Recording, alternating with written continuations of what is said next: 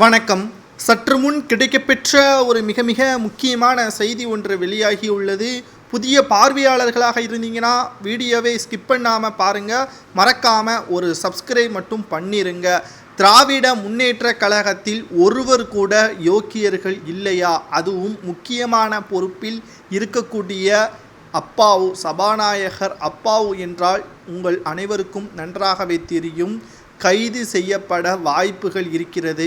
காரணம், நடந்து முடிந்த மக்களவை தேர்தலுக்கு பிறகு திருநெல்வேலியில் மர்மமான முறையில் கொலை செய்யப்பட்ட ஜெயக்குமார், காங்கிரசின் மிக முக்கியமான மாவட்ட தலைவர். இவருக்கும் சபாநாயகர் அப்பாவு அவர்களுக்கும் இடையே முரண்பாடு, கருத்து வேறுபாடு காரணமாக இருவருக்கும் பகைமை ஏற்பட்டுள்ளது. மக்களவை தேர்தலில் காங்கிரஸ் வெற்றியடைய வேண்டும் என்பதற்காக திமுகவினரிடம் பணத்தை கொடுத்துள்ளார் ஜெயக்குமார் அவர்கள். ஆனால் அதற்கு முன்பாகவே சபாநாயகர் அப்பா அவர்கள் காங்கிரசிற்கு ஆதரவாக திருநெல்வேலியில் பிரச்சாரங்கள் அதிகளவு செய்ய வேண்டாம், நமது தொகுதிகளை மட்டும் கவனித்துக் கொள்ளுங்கள் என்று பேசியிருக்கிறார்.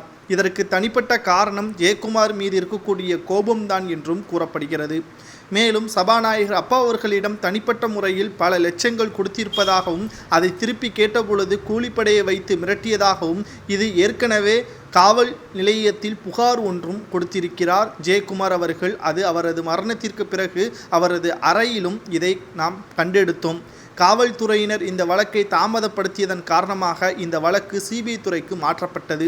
ஆனாலும் சிபிஐ துறையினர் இந்த வழக்கு கிட்டத்தட்ட 5 மாதங்களுக்கு மேலாக இந்த வழக்கு விசாரணையில் இறுதி கட்டத்தை எட்டியிருப்பதாக இந்த வழக்கிற்கும் சபாநாயகர் அப்பாவு அவர்களுக்கும் தொடர்பு இருக்கிறது.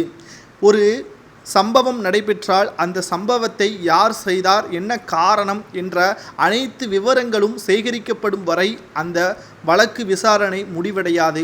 ஆனால் இந்த கொலையானது நடந்தது ஒரு இடம், அது மறைப்பதற்கு வேறொரு இடத்திற்கு கொண்டு வந்திருக்கிறார்கள். இதனால் அதிக அளவு ஆவணங்கள் சரியாக கிடைக்காத காரணத்தினால் வெளி மாநிலத்தில் இருந்துதான் கூலிப்படைகளை வரவழைத்திருக்கிறார்கள் என்பது சரியாக புரிந்துவிட்டது. சிபிஐ துறையினருக்கு இந்த வழக்கு மாற்றப்பட்டதில் இருந்து திமுகவினர்களிடம் அதிக அளவு சந்தேகத்திற்கு இடமளிக்கக்கூடிய வகையில் செயல்பட்ட திருநெல்வேலி மாவட்ட நிர்வாகிகளிடமும் விசாரணையை மேற்கொண்ட சிபிஐ துறை அதிகாரிகள் கடைசியாக இந்த வழக்கிற்கும் சபாநாயகர் அப்பா அவர்களுக்கும் தொடர்பு இருப்பதாக கண்டறிந்திருக்கிறார்கள். இதனால் நீதிமன்றத்தில் மனு மூலமாக விசாரணைக்காக அப்பா அவர்களை விசாரணை செய்வதற்காக நீதிமன்றம் அனுமதி கொடுத்தால் இது மிகப்பெரிய ஒரு பாதிப்பை திமுகவிற்கு ஏற்படுத்தும். நிச்சயமாக இவருக்கு என்ன தண்டனை கொடுக்கலாம்?